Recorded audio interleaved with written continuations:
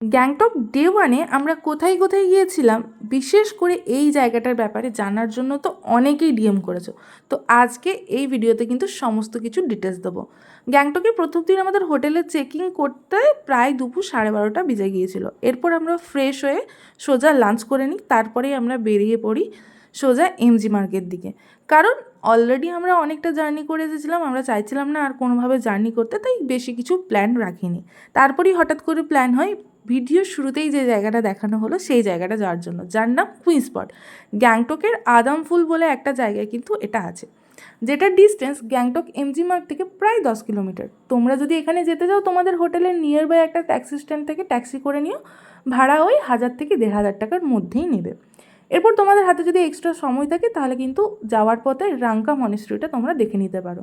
আমাদের পৌঁছতে পৌঁছতে সন্ধে হয়ে গিয়েছিলো, তাই কিন্তু আর সময় হয়নি। আর যারা যারা এই জায়গাটা যেতে চাও না, তারা অবশ্যই তোমরা চাইলে লোকাল সাইট সিনটা করে নিতে পারো। কিন্তু গ্যাংটক গেছো আর এই জায়গাটা কিন্তু মিস করো না, দারুণ এক্সপিরিয়েন্স হবে, খুব সুন্দর একটা জায়গা।